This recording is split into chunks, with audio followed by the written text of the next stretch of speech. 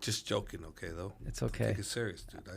It's getting serious on me. It's only 3 beads of sweat I see right now. Not 5, it's coming flowing.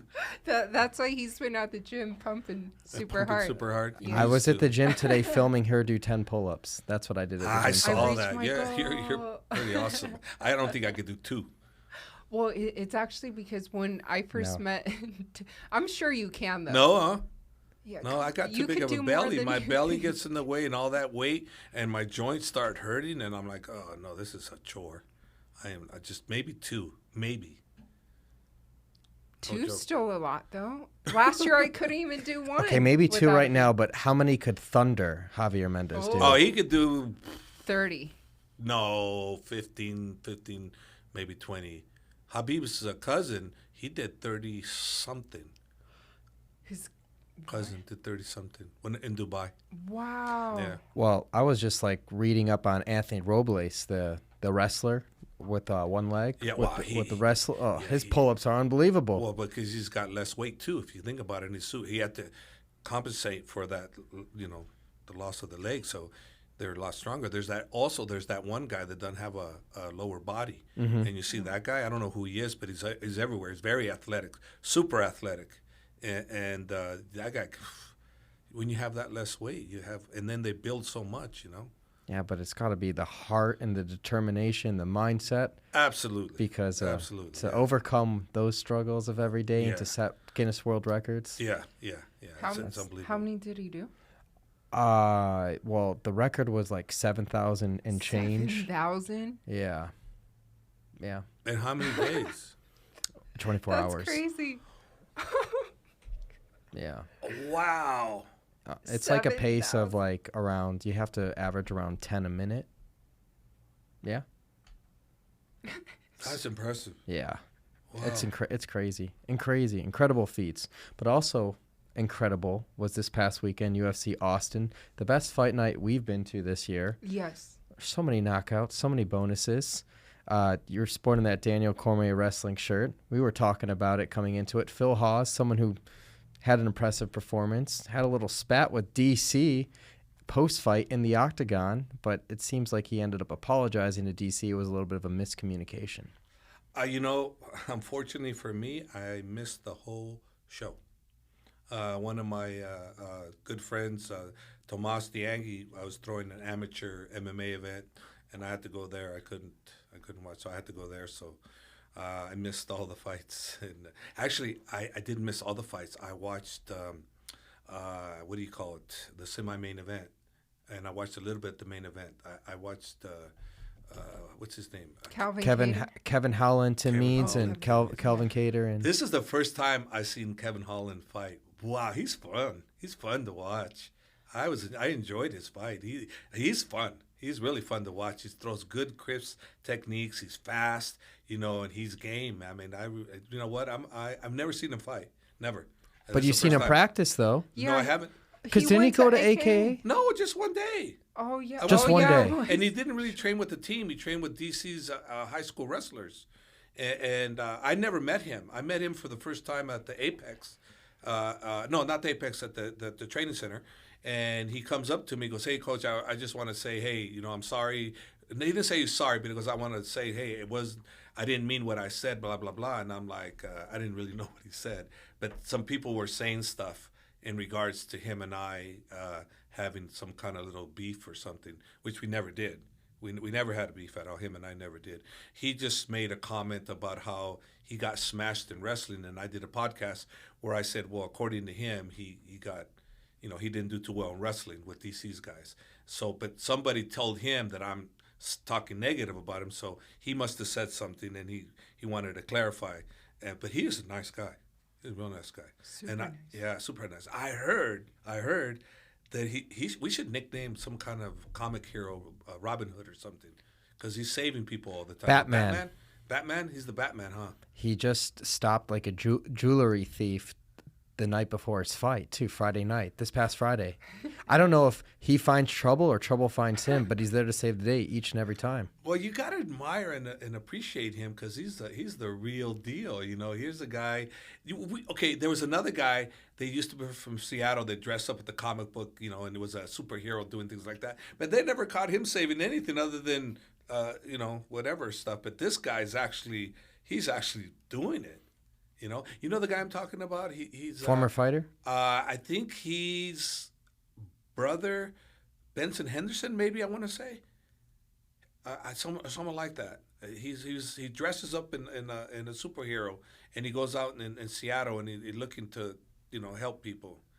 Like a real life vigilante. A real life vigilante. But I think it's Benson's half brother or something like that. Gotta look into that. Look into it. Yeah, I could be wrong about Benson, but I'm not wrong about him. Yeah. He's an MMA fighter, and he was out there looking to right the wrong and help people for the good cause. He was doing it for a good cause. But here, Kevin Holland kind of is doing the good cause without the costume. So we just need, if he's listening, hey, Batman, have people, make him a pretty cool outfit. What do you think? What an amazing story Kevin Holland is, too. Like, not getting his chance and then Dana White calling him up for a last-minute fight. He ended up fighting Thiago Santos, and 185 was his home. He used to fight at 170 before the UFC for a good amount of time. Yeah. Then he fought everybody at 185, the who's who. They all realized that wrestling was his weakness, and then he's made some crazy changes as really practices wrestling. Now he's fighting at 170, 2-0 at 170 in the UFC, and now look at him. Oh, he's fun to watch. Yeah, the Darce choke was pretty good, and Tim Means is no joke. I mean, but was that Tim Means fight to enhance his popularity? Maybe not, right? I don't know. But it kind of would think on paper that it was made for Kevin to showcase his skills all the way around. And man, he did. I was impressed. I'm definitely a fan. And now he's calling. I think Sean Brady was calling him out, or he was calling out Sean Brady, which would be a huge fight, top 15 in the welterweight division. Or Sean Brady might be around number 10, and he's got that wrestling base, that grappling base. So yeah, it would be good. Problem is, with me, there's so many fights. I don't know who Sean Brady is. He's good up and coming. Guy. Welterweight. But well, then I'm pulling for Kevin because I know Kevin. So I want to win Kevin. Kevin all the way. He's great. But did you say you also got a chance to catch the main event? Yeah, I watched a little bit. I watched a little bit of it. I thought it was a really close fight. I didn't know who won, but it was a very close fight. So however they judged it, based on looks, the person that won got the worst damage from looks. But I didn't watch the whole thing from round 1 to round 5, right? Yeah. Yeah. I don't really know. And I was watching some of it with John Fitch, and he had it on his little iPhone. So I was kind of back and forth. So from what I saw, it looked like, that maybe it could have gone the other way, but I didn't watch the whole 5 rounds. So really my opinion doesn't count there. Really doesn't. So if I said, oh, no, it was a ripoff, then I'm the guy that's talking crap because I didn't watch the whole fight. I could have seen it going either way. You could have? Yeah. 48-47, for sure. It wasn't like a Valentina, Shevchenko, Taila, Santos, where one of the judges gave it 49-46. That was which was absurd. Absurd, yeah. But I did in real time score it for Emmett, but I looked back at the statistics and everything because we were there cage side. I think Kattar landed more of the significant strikes. I think it was like 130 to 107. And you're right, Emmett did wear more damage, but I just think it came down to the 5th round, and I think Emmett landed shots that were of more significance. He definitely pushed the pace of the fight, and I wasn't mad either way. No, but also you got to meet when they put the stats on the strikes. Okay, well, it's real simple, right? You got 5 rounds, and in the first round you have. Now I can hear myself clear. Thanks. Yeah. Yeah. Okay. Cool. But anyways, the first round you throw 10 strikes, right? But all 10 strikes land super hard, okay? And then all of a sudden the guy's wobbled and he lands 30 strikes, okay? Then you're thinking, okay, well, the guy landed 30 strikes, but he didn't do any damage with those 30 strikes, right? So how good is this amount of strikes versus this? If you're talking the whole 5 rounds, it's like baloney. I hate that because it's a comparison that should be thrown out the window because what does it mean? Exactly, and they always throw it on the screen. It doesn't mean anything Doesn't to the mean judges in real time. They No. don't score for the whole fight. They score No. each round individually. Yeah. I don't know why they do that. It's stupid. It doesn't make I any think sense. it's stupid. You think it's stupid? Yeah, because it doesn't mean anything. Yeah, Well- it doesn't. Are you a fan of open scoring? It could be fun. Open scoring could be fun because there's no ifs and buts about that. You tell your guy you're losing, you better go out. Versus some of the coaches we've seen out there, their fighters not doing so well. They tell their fighter they're doing fantastic, keep doing what you're doing, and they're losing. And we on the outside are going, wait a minute, they're losing. You should be telling them they better win this next round big or they're gonna. But they don't, right? They say keep doing what you're doing, keep doing what you're doing. You're doing great, la la la la. And then the announcement is these, announced, and we know, you and I know, and you know, that the other person won, and they lose, and the coaches are looking confused, like, what just happened? My coaches told me I won. No, so that open scoring thing is kind of cool because it takes the coaches out of that when they talk to the fighter, and it gets the crowd more involved. There's good and bad to it. I think there's good and bad to it. Am I opposed to it? Absolutely not. I mean, I'm not opposed to it. Well, David, when you brought up the Valentina fight, did you get a chance to watch it? Yes, I Javier? did. I watched that fight. Yeah. Who do you think won that one? It was definitely 2 apiece. I thought the 3rd round was the deciding factor round, in my opinion. And, the champ is the champ, and you got to really beat the champ, I think. You can't just edge it out, like in boxing, right? You really got to beat the champ. I don't think that 3rd round was super, super dominant. So based on that kind of theory, I think that maybe they got it right, But if they would have got the other girl winning, I'd be cool with that too because, if I was just not knowing who she was, I might have went the other route. I think we said it on the last podcast too. It was reminiscent to me of the Dominic Reyes-John Jones fight at UFC 247 in Houston, where you felt like Dominic Reyes had a strong case to win the fight, but the reason why the judges, I felt like, gave it to John Jones, it was those championship rounds when he went to the wrestling. And I feel like that's what Valentina was doing with those takedowns and just, and you're right, you're the champion. The challenger has to take the belt from you. So it was just the 49-46 that drove me crazy. That was throw that out the door. That was Yeah. that one didn't need to be there, but Yeah. the other one did. So I thought, look, if Valentina would have lost, I would have said, well, maybe in my eyes, maybe she didn't, but it was that close. It was. It was that close. And then a rematch that is going to be headbutt. something special. And that headbutt too, changed. it changed the whole fight. Yeah. Definitely changed the whole fight, for sure. I think she's deserving of a rematch for Yeah. sure. Oh, if anybody. It was a fun fight. Yeah. Fun fight. When's the last time we've seen Valentina work that hard? I can't think of it. Amanda Nunes. Yeah. It's been a while. Amanda Nunes. And remember when she fought Nunes, she got Nunes tired. Yeah. So she came on strong in the later rounds. So, Valentina is one of the best ever. Yeah. And this girl, she's got to watch out for her. She gets mentally stronger, And I say mentally because in her technique, it was not bad. Technique, her jiu-jitsu is really, really good. Her wrestling is really good. I mean, her stand-up could be a little bit better, right? But overall, man, Santos is something else. Yeah, it's going to be fun to watch her Yeah. in the rematch, Yeah. whatever she does next. Yeah. Force in that division. I got a lot of heat for it when I did the show with Henry, but after that fight too, I made a Mount Rushmore of the best female. I don't know. I never said the best female fighters, but when I think of Mount Rushmore, I think of the most impactful female fighters of all time. And this is my 4. This is how I listed it, and then I could defend it. You can argue it. It'd be nice to hear. Helen too, please chime in. But I did Ronda Rousey, Amanda Nunes, Valentina Shevchenko, and Joanna Jędrzejczyk. So you asked me who was left off here. Rose was left off. Holly Holm was left off. Chris Cyborg was left off. Well, you do have a dilemma there. You do have a dilemma there because, you got Rose, you got Holly, and you got Cyborg. Cyborg. How can you leave Cyborg out? Well, I'll explain. Okay, explain that one. I'll I want to explain. hear it. The amount of title defenses in the UFC, How many does she have compared to the other 4 I just mentioned? She's also been busted before for performance-enhancing drugs, and the other girls haven't. Okay.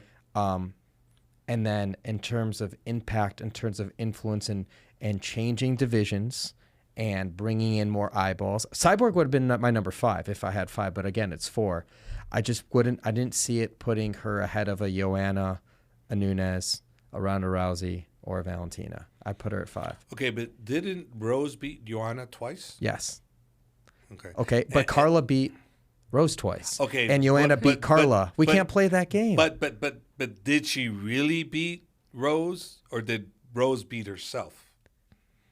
Did she really? Really? I mean, really? Can you really look at me and go, yeah, coach, she whooped Rose? Really? She got whooped? We're talking about Carla? Yeah, Carla against Rose? Yeah. Yeah, the second fight, I would argue for sure that Rose beat herself. So if she beat herself, what has Rose been doing? But Rose doesn't have as Phenomenal. many title defenses in the strawweight division as Joanna. Yeah, she doesn't. She doesn't. I bet, but look at her impressive victories, though. Very impressive Come victories. on, you can't. There's an argument there. That's all I'm saying.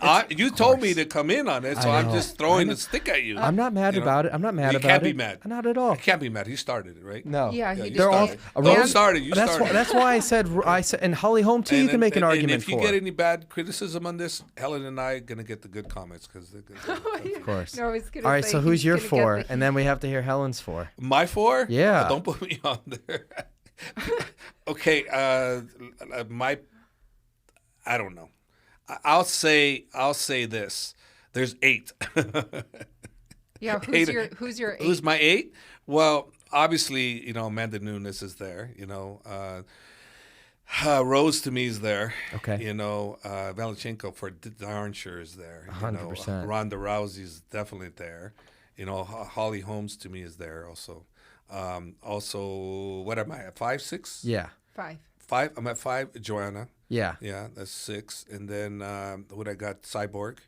7. And Whaley. Over Gina Carano? Yeah. No, everyone gave me this shit for leaving her off. That's why I said that name. Yeah. I think. Not a bad 8. And we'll look. Great. And I'm not going to get in trouble either. I can't get bad heat on that. No. I didn't say what particular order either. No. I just picked all 8. Hey, all the Gina Carano fans are gonna be commenting now. Oh, that's okay because Gina, Gina was a sweetheart, but she wasn't. It was. There's a new era, and back then, how can you put Gina in there when Cyborg did what she did? Right. True. Because you can't. But like Ronda would say Gina influenced her. And if Ronda ever came back to fight in MMA again, she would want to fight a Gina Carano just for legendary status for both of them. For Ronda, that would be a good fight, Yeah. But and people would be into it. People would be into it, definitely, for sure, Because remember, Ronda was a mega superstar in the MMA, and now she's a superstar in wrestling. So yeah, eyeballs will tune in to a match like that, yeah. But I mean, obviously, it's going to favor Ronda big time. Yeah. But when you say Whaley, what did you make of Whaley's win? Like, do you see her as future champ or beating Carla? I definitely see her as future champ. She's improved so much from the last fight, and I'm wondering if the fact that Henry put some mental things on her to make her mentally stronger, because she is a specimen, an athlete. Boy, she's a great athlete, and the way she fought was so smart. And I'm thinking, definite change, right? But what has she done different than the other previous fights? Well, I think Henry's becoming a master strategist, and I think that that became a great avenue to explain how he is with strategies and his mentality and approaching the fight game. Like, I watched Henry demonstrate on a move to somebody. It was on his Instagram, I'm not sure, but he said something that really hit me really well. I said, oh, he knows the game. He was telling somebody to move like a Tyson, but not as much as Tyson. And so he understands the importance of Tyson-type movement, but he understands that every individual is different. So he understands that you can't make him a Tyson. You can make a Tyson, like tiny Tyson bit. And that's what he did to this person. And I said, wow, I was very impressed. I don't think too many people picked that up, but Henry's becoming a hell of a strategist. Yeah, we watched that fight with him, and he told us what to anticipate from Wei Li. Yeah. Wei Li had messaged him before the fight, too. They've been in communication. Her distance, if you look at Wei Li, how she fights and her distance game, that's one thing he definitely improved with her on. And then her ability to get takedowns, to score points, and to really understand range, everything. That's what I know Henry's really helped her with. The interesting thing, though, is will she come back to the United States and train? If she does, she'll go to Arizona to fight ready, but her last fight was in Singapore. There's issues with visas. She wants her next fight to be in Fight Island in Abu Dhabi in October, so I don't know if she would train in the United States again. Well, I'm not saying she needs to train in the United States. Yeah. I'm saying what she got from him, she can grow on that and evolve into a much, much better fighter. I'll give you another person that I watched that I was so impressed with, Aaron Pico. Oh, yes. His last fight. I looked at and I used him as a reference to my fighters. I said, you want to fight MMA perfect? How are you supposed to fight and not give your opponent a chance to be exciting? Look at Aaron Pico's last fight. Picture perfect. Picture perfect. Everything that kid did. He could have finished him with his hands. He could finish him this. But he kept taking the person out of his element to give him no opportunity for a potential lucky shot. We call it lucky shot, but they're really not, right? Because if you intend to throw, you land. But the way he did it was masterful, and I'm a big fan of Aaron Pico and what he's getting and what they're giving him over there at Greg Jackson's. I think it's fantastic. It's changed his career. Yeah. Got to give them a shout out. Oh, too. yeah, He hasn't lost since he joined that gym. Yeah. And it's changed his career. In all fairness, Ali, the manager, is incredible. He's the best manager in the business. We all know. Whether you love him or you hate him, you got to give him his dues. He's the best manager in the business. I mean, the athletes speak for themselves. We totally understand. Yeah. Well, how do you get athletes fighting each other? Right. They're from different camps True. or the same camp fighting each other, and they still keep the manager. How does that happen? When do you ever see that happen? It doesn't. Why? Because a manager will screw up one way or another, shows favoritism here and there, and he has been so great at not showing that. I mean, we all know he loves Khabib. We all know he's all over Khabib. We know that. Him and Khabib are like brothers, but he fights Justin Gaethje, and you think Justin Gaethje's going to get rid of him? Hell no. Well, the current interesting situation right now, one of your guys, Islam and Beneil Dariush, both guys are represented by Ali. Yeah. That's a tough situation, too, because both those guys, you can argue, are both deserving to fight for the title, but only one of them will get that opportunity more than likely. Well, who knows? I mean, for all I know, they're going to fight each other again. We never know, right? We never really know what's going to go on until really the UFC announces it. I remember one time when I met you guys, I got in hot water because I read on MMA Fighting that somebody was fighting somebody, and someone asked me, the reporter asked me, so and so is fighting so and so, and I go, oh yeah, la la la, and all of a sudden they're like, the match isn't done. I go, I would read it on MMA Fighting, and the reporter told me. It's like, no, it's not done. So it's from now, it's kind of like, whether it's the right way to do it. Let the promotion promote their job. Let them do their job. Let them do their job and promote their fights, and then go from there. Trying to get in the early lead on things like that, it's like, I don't know. I don't know if that's the right way a promotion should and a reporter should do that. Like announce it before the promotion does. Realistically, if you think about it, who's got the bigger social media? The promotion. Promotion. So let them announce it, then you guys announce after. It's been a couple months since you've been on the podcast. So in May, when they had, the Charles Oliveira, Justin Gaethje fight, I wanted to kind of get your input on just his whole situation. Like Charles? Yeah, Charles. The weight, the scale situation, the vacancy in the title. Well, from what I was told, and I'm not sure if I'm 100% correct, but I was told that he had weighed perfect the day before, the night of, or the day of on the UFC scale that's monitored by them, that's in their special room. There's only, but I think because a lot of people come in and they change it from kilos to libras, right? I think that something happened with the scale and it got basically lost its accuracy, and all of a sudden, so you weigh yourself on one scale and it says you're perfect, and then you come weigh on the official scale that's not run by the UFC, that's run by the State Athletic Commission, right? And it deems you're over. Whose fault is that? Yeah, we talked to John Attic that day because we were there at the weigh-ins. The official scale was recalibrated at 6 a.m. that morning for weigh-ins. So what he did that night was different than what he came to in the morning. So as a fighter, your psychology of cutting all that weight and thinking you're on point, and then literally the hour or two leading up to it, you're like, no, you're a few pounds over. That's got to screw with you mentally in so many levels. Big time. But you know what? He used that to his advantage. He goes out there. He lost his title, but he's going, no, I'm still the champ, and I'm going to go prove it. He mentally became stronger because of that, in my opinion, because, man, he was so impressive. So impressive. You have to admit, though, too, because of your relationship with Khabib, no one saw this coming for Charles Oliveira. Not necessarily not winning the title, but doing what he's doing against all the title contenders and how he's finishing all these top guys and remaining the champion. I guess not technically the champion based on the scales, but... No, let's call him the champion. Let's call him the champion. You have to be impressed. You didn't see this coming, did you? Actually, I did. I saw that potentially he could do it again because he's been doing it. Think about it. He's done the Dustin. I'm talking. So you're talking from the time that Khabib retired after he beat Gaethje, in the position where there's a vacancy here. Did you see Charles Oliveira? Like if we go back about a couple of years ago now, did you see Charles Oliveira being in the position that he's in today and finishing the contenders that he's been up against? I didn't know because I didn't give much thought. I focus on my guys, to be honest with you. But, I'm impressed with Charles. I think he's very impressive. And the fact that he comes up from the ground, be knocked down and come back, that's impressive. Yeah. And the way he finishes these guys, and it doesn't matter whether it's on the ground or in the stand-up. No, he's impressive, man. I'm very impressed with Charles. Anybody going to fight him, they better be prepared. So now a lot of fans are kind of talking about Charles versus Islam. If that fight were to happen next or for that vacant lightweight title, I mean, what do you think about that matchup stylistically?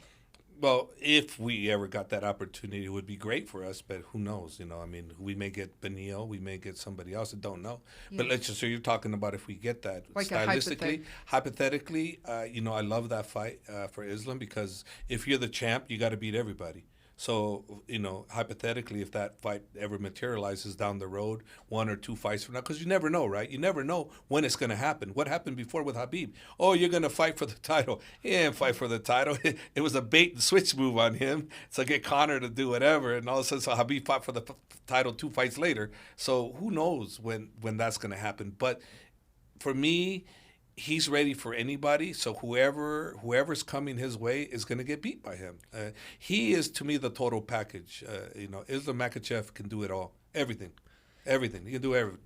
Is the next time we see him in the octagon 100% going to be in Abu Dhabi? Like, no plans to fight before October? I don't know when his next fight's going to be. I have zero idea. I could tell you yes, and I would be right, or I could be dead wrong, or it could be November, it could be December, and I don't know. I know he's fighting before the end of the year, and who I don't know because there's no they're not announcing. They're not even. I don't even know what's happening, to be honest with you, other than they're working on fights for him, obviously, because in likelihood, because of what he means, like Khamzat, right? Him too. In Abu Dhabi, you would think they want to put Khamzat there because that's what they need. They need the Muslim fighters. So you would think that they would do what they did last year, right? They brought Khamzat and they brought Islam there, and I would think they would want that again. But who's the opponents? Who's Khamzat going to fight? We don't know. Who's Islam going to fight? We don't know. Who's going to be the main event for Abu Dhabi? We don't even know that. But in likelihood of something happening there, you would think it's a strong case for Khamzat and Islam and Khabib, other guys to be on that card because of what it means to that region. Makes sense. For sure. Well, it's just in this sport, it's a business. It's about timing. I think the worst case scenario from Islam's standpoint and from even Benil Dariush's standpoint is that because of the weight situation and the scale situation and Charles beating Justin Gaethje, there is a vacancy in that title. what we've heard since then, your favorite person in the world, I'm being sarcastic, Conor McGregor teasing opponents, entertaining a 170-pound fight with a Michael Chandler. You have Charles do Bronx Oliveira now calling out Conor McGregor for a fight with him as well, saying that would be a great fight, like taking away from it because there's this vacancy. And I know you got this losing streak for Conor McGregor, but it's a business. Can you see a situation where the UFC just inserts him into this title contention scenario because it's Conor McGregor? Yeah. A likelihood I would like to see him in Chandler. I think Chandler and him would do blockbuster numbers because Chandler's he's a showman.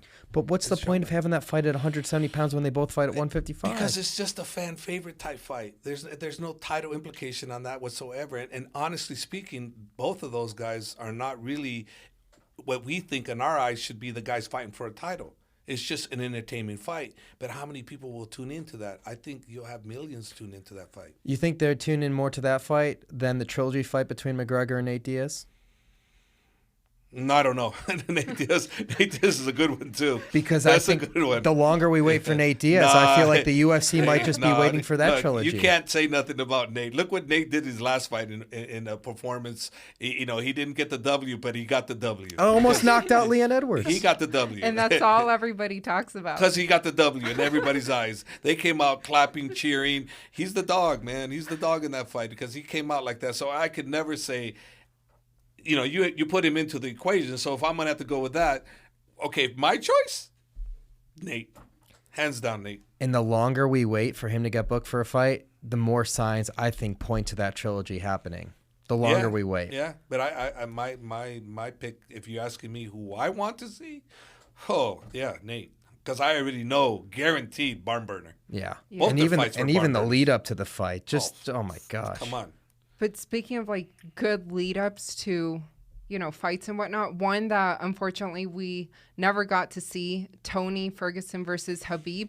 But Tony's still kind of calling out Khabib and saying that he'll challenge him to anything, even the Ultimate Fighter coaching. Is there any legs to this Ultimate Fighter? What do you think of that?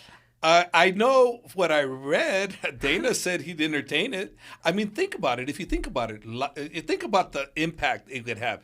Tony and Khabib on opposite ends of the coaching. Can you imagine? The fireworks and Khabib's one-liner tags? Tony's got them too. Tony's got the one-liners too. So can you imagine that it's a real chemistry of dislike and like. It's a dislike and like between those guys. It's not completely dislike. It's a dislike and like. Because I think to some degree, Khabib admires Tony, and he dislikes Tony, but he likes Tony. You know what I mean? And I think he respects Tony. So I think that Tony actually does it right. He comes at Khabib with the right type of attacking. He can attack me, Tony, that's okay. He can attack this, but he does it correctly. He doesn't go religion. He doesn't go country. Tony does it in a fun way. So I think it'd be great. Tiramisu Tuesday. Yeah, Tony, and Khabib, Dana, if you're listening, I think it's a great one. I think you're right, Dana. You're on cue. It's a great one to do. I think all three of those guys want it. So Dana, I'm kind of all four. You, Dana, I think Khabib wants it. And Tony wants it. There you go. It's a done deal. I think everybody would watch that season of The Ultimate Fighter. I think it would be a good season. Yeah. And maybe they won't fight at the end, but that's okay. They can coach against each other because Khabib to me is going to be the uncrowned, legendary best coach of all time.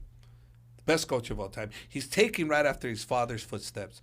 One heck of a coach. So he's disciplined like his dad too. I'm easygoing, right? Khabib is like cracking the whip on these guys. Oh my God. I saw the video that you posted. I feel like you're the good cop now in the gym. I've always been the good cop. But I feel more so now. Yeah. But you can't tell Khabib to stop though. No one can. I can. You can? I can. And he listens? Yeah, he'll listen to me. Okay. If I tell Khabib, hey, I don't want you doing that. He's super, super respectful. But I let him have complete control. It's important. It's important to let him have complete control. What I do to Khabib, what I'm doing for him is he'll do things, he'll make a decision, and I'll go talk to him. I go, Khabib, maybe next time we think about doing it this way. And he goes, okay, coach, I think you're right. So I've been coaching him. I'm letting him do his thing. If there's something that I need to address, I address it to him and him only. And trust me when I say if he's on his track, he is going to be the best coach of all time too. Well, we'll get to this week momentarily, but I want to jump ahead to 2 weeks from now. How special is it for you that both him and DC, you're sporting that shirt again, are both getting inducted into the Hall of Fame a couple weeks from now, International Fight Week? Congratulations. Yeah, and it's pretty cool. It's pretty cool that they're going to be in there. Really, it's a big honor, big achievement for both of them. They're very, very giggly about it, if you know what I mean. They feel very honored that they're both going to do it together. And, I think it's fantastic that, that that's such a great mile-high achievement for both of them, It's a big achievement. Definitely. It's huge for the gym. It's huge for you. I mean, same time, both of them, and both these guys are at the upper echelon, not just Hall of Famers, but all-time in this sport. Yeah, but there's so many coaches involved with these guys. This is not me. There's so many coaches. Bob Cook, Rosendo Sanchez, so many coaches. Leandro Vieira, Ron Kessler. I have a lot of coaches that have contributed to both guys. With Khabib, is mostly me and his father, but with DC, it's a lot of different guys. Rudy Sanchez and things like that really, really contributed to DC's. Got a total package of a team, DC. Put into words the context for the audience, like what this kind of means for you, because as a coach, like I don't think it gets any better and more rewarding to see your guys, getting a gold jacket, going into Hall of Fame, being recognized as some of the best who have ever done it. I'm kind of torn, to be honest with you guys, and the reason why I'm kind of torn on this is because, to me, a UFC is a UFC Hall of Fame, and it should be an MMA Hall of Fame type thing where all the greats can be inducted into that. And when I see something of the nature where someone like a Frank Shamrock is not in the UFC, and he was my guy way back then, and how can he not be in the UFC when he really was the pioneer that showed total striking, total wrestling, he was the total package. He was the first guy that actually showed the total package. He was the first middleweight champion for them, and why is he in the UFC? Is it coming later? Why hasn't it come? So for me, I'm just kind of like, is it subjective? Who makes the calls? I don't know. Am I happy for my guys? Heck yeah, I'm very happy for them. But I see someone that's like a Frank Shamrock that I think deserves to be in that spotlight, but he's not. But why? I don't know. I'm not asking people why. I don't know. I'm just saying, shouldn't he be on it? What about Rickson Gracie? I'm just saying it's the UFC Hall of Fame, but talking about like whole MMA. Yeah, MMA. It's an interesting thing because, I say this reference all the time. When people think of MMA, like even just a casual fan, they think of the UFC. But like if I say to you, Javier, when I say professional football, people automatically think of the NFL. They don't think the CFL, the AF, the XFL. I agree with that. And that's just to laymen, to casuals, that's how they think of MMA. They think UFC. But think about this, when you're talking about the UFC or Hall of Fame, right? Think about Hall of Fame. I got inducted into the Hall of Fame, I believe 2009. There was a Hall of Fame that some panel did, and they put coaches. Coaches were in the Hall of Fame. Sports guys were in the Hall of Fame, and then fighters. And then they gave them a number. There was like 20 people inducted into this Hall of Fame, and it wasn't by, it was by the team of people, and they picked people like Hoyce, I think, was number 1. Ken Shamrock was number 2 in the Hall of Fame, and this one, and then I was number 11, and I think another one was the Lake Lock guy. He was Eric Paulson. Eric Paulson was one of the Hall of Fame coaches too. It was pretty cool, and Art Davey was on it too. He was on there. But I'm just saying, from my perspective, a Hall of Fame should encompass all the people that contributed. You know what I mean? 100%. That's just my opinion. On what would make me happy is to see all these other people be included into something such a great thing as that. And yeah, a Hall of Fame for the sport, not just the organization. Not the organization. The sport in general. All the people that contributed, all the people that deserve, to be in there. Like even a Hall of Fame for someone like Shannon Rich. How many fights has Shannon Rich had in MMA? Oh my gosh. I think the only guy that has more than him is Travis Fulton, or was it Fulton? you know, the guy had like 400. Yeah. Yeah, 400. Yeah, Fulton. I think Travis Fulton or something like that. He had like 400 stuff. But then the bad thing is, you know, he became one of those bad guys that you don't want, pedophile type stuff. Oh. Yeah. A scumbag. So yeah, I could care less. But regardless, Shannon Rich. I mean, think about it. People go into seeing a Hall of Fame, they see Shannon Rich, and they see 200-something fights, and you start reading about this guy. He's interesting.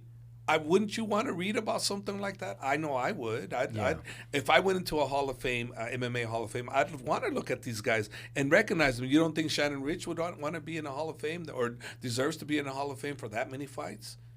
Right? That's I mean, true. you would think so, right? You're a league of your own. He's in a league of his own. You know, but he's not inducted. That's all I'm saying is it would be nice to have a Hall of Fame that encompasses everybody that helped the sport grow, from like the Art Davies to you know, the Dana Whites to everybody, the Scott Cokers, all of those guys. For sure. No, that's a fair argument. That's a very fair point. It's fair? I didn't know you were so conflicted with these two guys coming into the Hall of Fame. Well, no, I'm conflicted because, like I said, Frank Shamrock. Yeah, makes sense. I just feel bad for a great fighter like himself that never got that opportunity. Or maybe he is going to get it. Maybe he is. Yeah. I think he should. So this weekend coming up, UFC Fight Night, you're in town. Umar Nurmagomedov, someone that a lot of people aren't calling out in the bantamweight division, which might be the deepest division in terms of the most amount of champions. Like, you look at the bantamweight division, what other division is as deep as the bantamweight division? Top to bottom, the amount of former champions that are still competing, the guys that are coming up now, the strikers, the wrestlers. Umar's one of them. He's got a fight this weekend. He's undefeated. Yeah, and he's going to stay undefeated. I believe he's the heir to that title. He's just like Khabib. He in the gym, he always wins. He's always winning. The difference between him and Khabib is he's good, world-class striking. He's got world-class striking ability and grappling ability. He's got it all. Umar's got it all. Number one most important thing Umar has, he's got mental.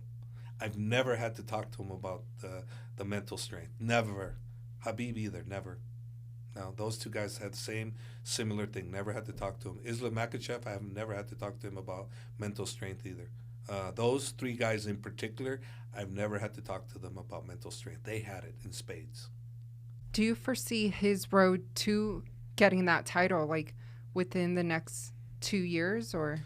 I would think that this fight's, you know, if everything goes according to what I'm expecting, everybody's going to go, whoa, wait, this guy, you know, let's get him a top 10 guy now because he's deserving, right? And after the top 10 guy, they're probably going to give him one more. So I'm thinking within 3-4 fights, I think he's getting the title, and I think he'll be the champ. There are so many guys. Even this past weekend, another one of those great knockouts. Adrian Yanez, now like, what, a 9-fight win streak, undefeated in the UFC. That could be a name you throw out there against Umar, too. Yeah, for me, I don't care. Whoever the UFC wants to match Umar with, and whoever Ali and Khabib agree on, I'm fine. If you told me, hey, we want Umar fighting for the title next, I'm okay, let's go. Let's go. I want to secure him a little bit better, but do I think he can beat the champion now? Absolutely, I think so. I think that much of him, yes. Well, what do you make of the situation going on with Aljamain? Because I think, they want him and TJ Dillashaw to fight, but is Aljamain trying to get more money? That's what he's being vocal about. He's more money, wants more money. Wants more money. Well, you know, you can ask for more money, right? I mean, the UFC is going to give you more money if you ask for money or more money, and you deserve more money. They're going to give it to you. Now, does he deserve more money? I don't know. They have the figures. They know who they give what to, right? That's why you have some of these guys that make a big amount of money. Are they getting the right amount of money that they would want? Absolutely not, you know. But if they're not asking, they're not getting. So he's asking. Hey, I think great for him. Let's see what happens, you know. And then you have, on the sidelines, you have Henry Cejudo. A lot of people thought Henry Cejudo was going to fight Aljamain Sterling, but now maybe he's in a situation where he's fighting the winner. I've heard Peter Yan saying, I want to fight Henry, but would Henry go back and fight someone like Peter and go right into a contender fight and not a title fight? Is that what he wants? What does Coach Javier think makes sense right now in this bantamweight division? I think because Henry is definitely a GOAT in that division. I think because, Henry, I don't know if you guys have noticed, but he's changed his image. And I really appreciate it because I take him so much more serious now. He's more serious. And personally speaking, I think Henry doesn't fight anything but the title. He's earned that. He's earned that respect. Being a two-time champion in incredible fashion. You guys got to remember, we must have forgot what he did and how he did it. Okay, I think he should fight for the title, and I definitely am not one to think, oh, no, fight. No. Come on. The guy's an Olympic gold medalist, two-time UFC champion, two-weight division champion, and he's willing to go up another weight. He's causing the right type of stir. The cringe guy, Henry, if you're listening to this, no cringe stuff. Now I like what you're doing, and I love the way you're coaching guys because you're an incredible strategist, and he's got an incredible mind for the game. And that being the case, do you know darn well that he's ready for the challenge? If he says he wants to fight Volkanovski, I say he is. Let him fight. He obviously knows what he can do. He knows how to do the game plan properly. I've seen already. He knows. So I say he doesn't fight for anybody but the title. But who am I? The UFC, Dana decides what he does and what he doesn't do with him and the other guy, Hunter guy, right? Yeah. They decide. For sure. But I think the storyline's there, too, because the last person to beat TJ Dillashaw was Henry Cejudo, and they did it at 125. So if TJ Dillashaw becomes the champion, he beats Aljamain Sterling, I damn well know that he's going to want his first fight title defense as a get-back against a Henry Cejudo. And then Henry Cejudo and Aljamain Sterling, they're stirring the pot. Your guy, DC, had an excellent sit-down with them, and I'm not sure if you saw it on DC's YouTube channel. No. He brought Aljamain to Henry's house, and they sat down right next to each other with DC moderating face-to-face. And they were very, cordial with each other, but they're both cocky, confident individuals, rightfully so, both champions, and that fight's going to be there as well. I agree with you, though. I think if you're Henry, you only want to fight for gold, and then you probably got to defend that gold, and then you got the opportunity to go up to fight for 145 if he wants it. If I'm Henry, that's what I would do. But look, Hunter and Dana are going to tell you who they're going to offer you. Yeah. But you should ask. You should ask. If you don't ask, you don't know. Okay, let me give, for instance, we talked about this already. Supposedly, Tony was talking about, let's Khabib and I do the Ultimate Fighter, and I read the thing where Dana says he's not opposed to it. If they would have never asked, they would have never got to Dana's thinking here, going, you know what, makes sense. Look, what makes sense is dollars, good for the brand, which those two guys being the Ultimate Fighter coaches is good for the brand. Well, Henry Cejudo is also good for the brand, the UFC brand, because of what he brings to the table. As long as he leaves the cringe out, Henry, leave the cringe out. As long as he leaves that guy out, Henry's fantastic. David, next time you record your show with Henry, you got to tell him what Javier said. It's a couple hours from now. I'll let him know. This is great. Tell him, leave the cringe out. Wait, doesn't he go by Humble Henry now? Yeah, he goes back and forth. Forget Humble Henry. Henry the Giant Killer. I mean, think about it. He's a giant killer. He looks out there. You look at him, and all of a sudden he's killing people. Listen, he changes his mind like I changed my shirts in this 100+ heat in the summertime. Like, he doesn't know if he's Humble Henry one day, if he's Triple C, if he's the king of cringe. He can't make up his mind. He just likes to entertain. Take the cringe out. Just take him out. Fans, vote in on this. Cringe out. Cringe out, seriously. Because I'm not joking. He's a serious fighter. The cringe is what is the cringe? That's one of those guys that's trying to get YouTube votes and this and that. Henry's a serious champion. Be a serious champion. Hey, I prefer him to say, hey, let's go, I'm going to fight Ngannou. Talk to me about that. Don't talk to me you're going to fight Amanda Nunes. Don't talk to me about that. Or I'm going to fight Hasbulla. You're a great fighter. Those guys don't deserve to be spoken by you. He's a great fighter. He's a great champion. Talk about the unforeseeable victories, which is an Ngannou type. And people go, oh, yeah, right, Ngannou. But at least you're being respected. Yeah. You fight Hasbulla. Who's Hasbulla? Come on. Yeah. I think Rosic, Abdul Rosic. Those are the guys that he's got to be fighting Hasbulla. Let those two duke it out. Well, it's funny you talk about those guys, right? When they met in Dubai, or Abu Dhabi. They met in Abu Dhabi, and I didn't know what was going on. I got interviewed. They go, Coach, so what do you think of the Rozak and Hasbulla? And I said, well, that's just an act. And they go, they're not going to really fight each other. That's just a joke. And the reporter's like, why you say so? And I said, well, it doesn't look good for these two kids to fight, and I think they're just playing it up for the fans, right? And so then later on, about the next day, I'm talking to Rizvan, which was kind of handling him a little bit at that time. And I said, yeah, can you believe the reporter asked me? He goes, Coach, they hate each other. I go, what? They hate each other? He goes, yeah, they really want to fight. I go, oh, crap. No wonder he was looking at me. I thought it was a joke. It's not a joke. It's not. I got to meet Abdu Rozik in March in London by chance. He's a great singer. And he truly does hate him because he closes his fists and he could box. He actually has some skill. No, he has skills. And the thing is, but I don't want to see those guys fight. You know what? It'd be cool to let them go at each other, keep holding them back, but don't let them fight. Yeah. That's my opinion.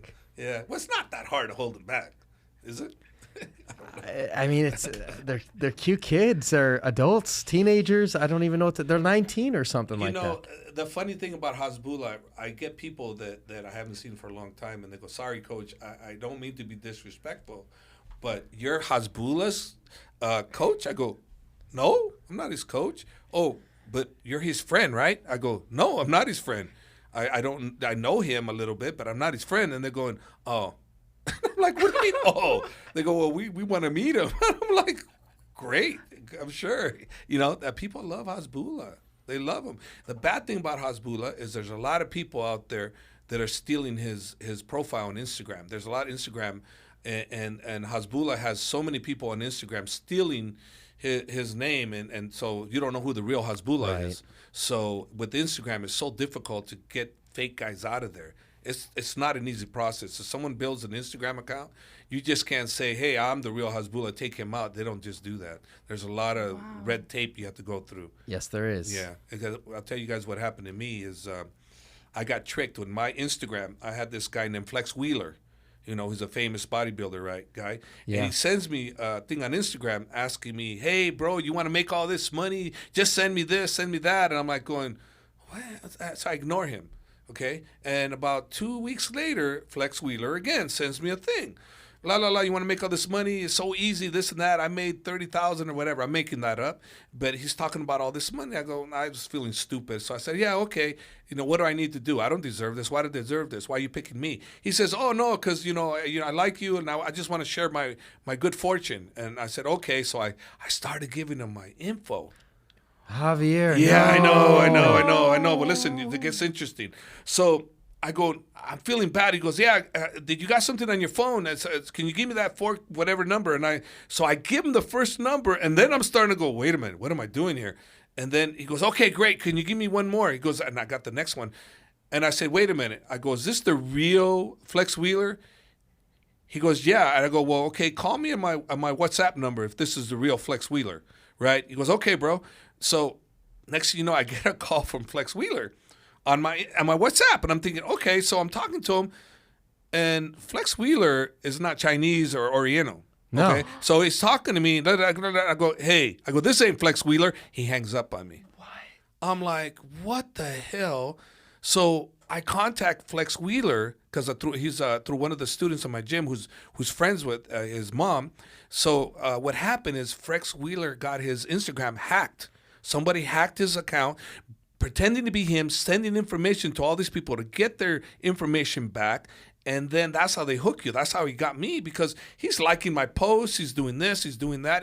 He's posting Flex Wheeler stuff, and it's not Flex. Wow. Yeah, I called up Flex Wheeler. I go, Flex, and he goes, I was on your Instagram. He goes, yeah, it's not mine. I go, yeah, I was kind of thinking. He goes, yeah, you need to call this number. I have the FBI working on this. I have this, that, and that. Well, anyways, long story short, it took Flex Wheeler about a good month to get his Instagram page deleted. A month.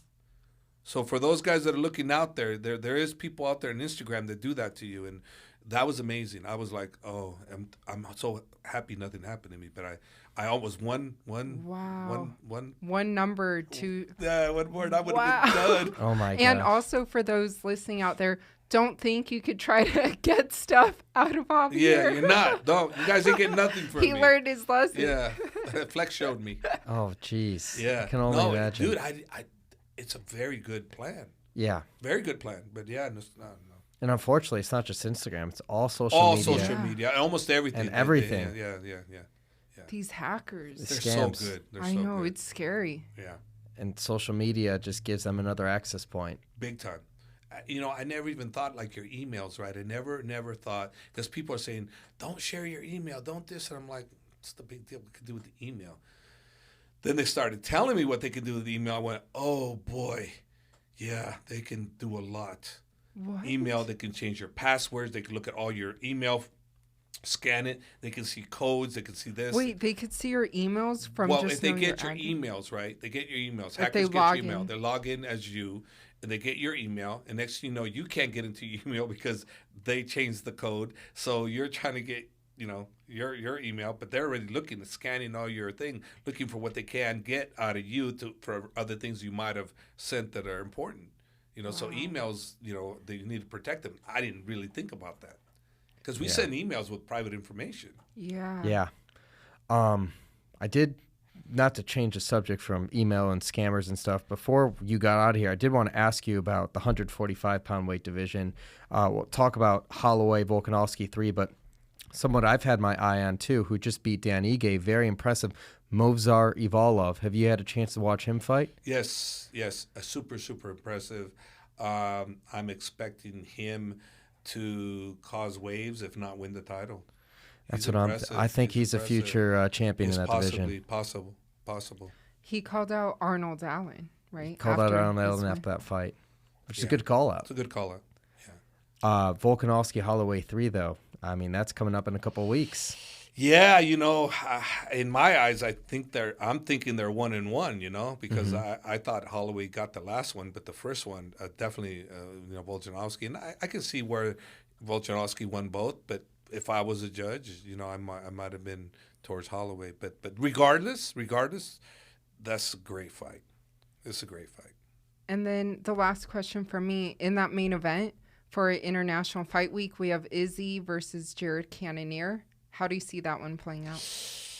I don't know. Izzy's my guy. I love Izzy. He's unbelievable. I like watching him fight. He's a showman. Obviously, he's shown that his jiu-jitsu is needs more work. But overall, that guy's a great fighter.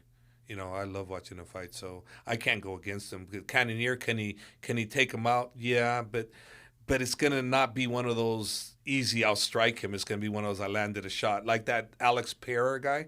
Mm-hmm. I don't know if I pronounced his name right. Pereira, he's fighting Sean Strickland. Yeah, he's got the kind of power and he's got the experience that, he's obviously beaten Izzy before. So he's the type of guy that can do something like that. But on a technical, he is such a great stand-up fighter and overall MMA smart fighter now, and he's only going to get better. He's only going to get better. Where does he stack up right now to you against like an Anderson Silva? To me, he's right there with him. And look what he's done. Look who he's beat. He challenged himself. He went to 205. Why? Because the challenges at 185 weren't good enough for him. So he goes up to, 205 and maybe, a little too much for his frame right now. And then he comes back to, the 185. And his biggest challenge was the last one with Robert Whittaker, in my opinion. Robert Whittaker, he found the key and the success. Now can Whittaker improve on it and come back for a third fight and possibly dethrone him? I don't know, but I'll tell you what, I enjoyed that fight. Well, Anderson has the consecutive title defenses, and Izzy's got to catch up, but what does Izzy need to do, in your eyes, to surpass him as the greatest middleweight of all time? Just that, more defenses, clean out the division like he is.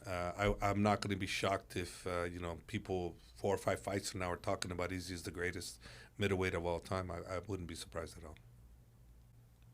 Well, we always appreciate your time and appreciate you coming on our show. Are you going to kick him off before I ask him about Khamzat Chimaev? Has your perception of him changed since the Gilbert Burns fight? No. My perception of him has not changed.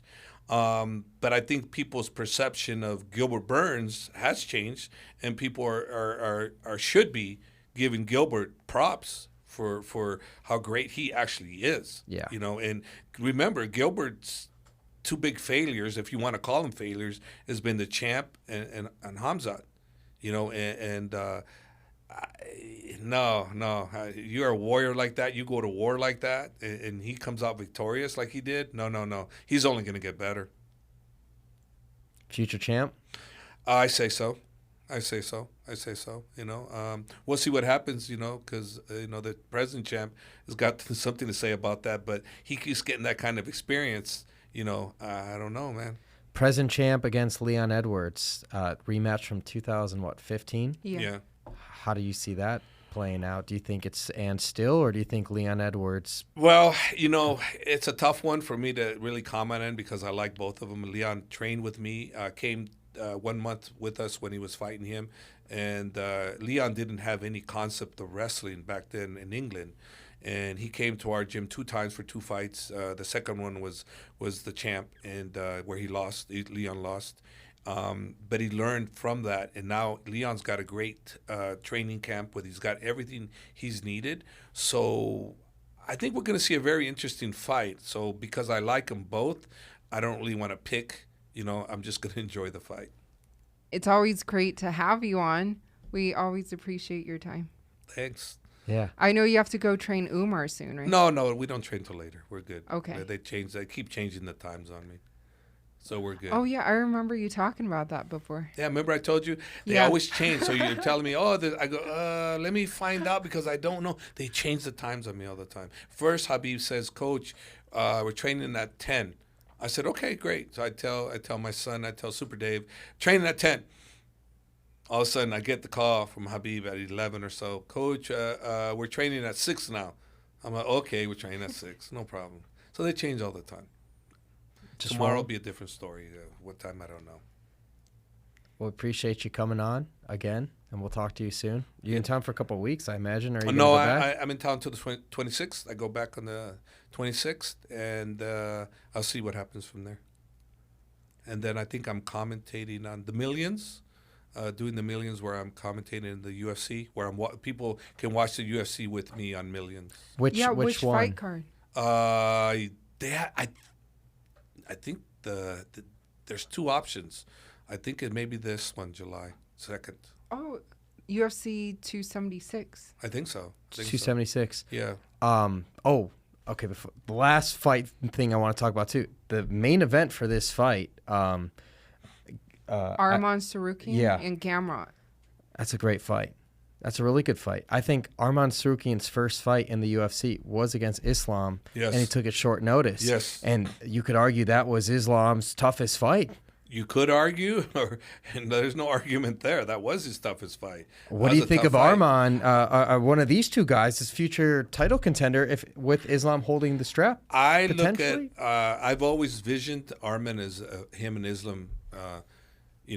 Whoever gets the title first, whether it be Islam or Arman, because you just don't know. Islam doesn't have a title shot right now at the present time that I know of. So I don't know when that's going to happen. So we've seen crazy things, right? So we don't know. We know Arman's top dog. So I do vision and I do see those 2 guys fighting each other. One being the champion, one defending the title. I do see that, and it's going to be very interesting. Of course, I just don't think anybody can beat Islam outside of somebody catching him.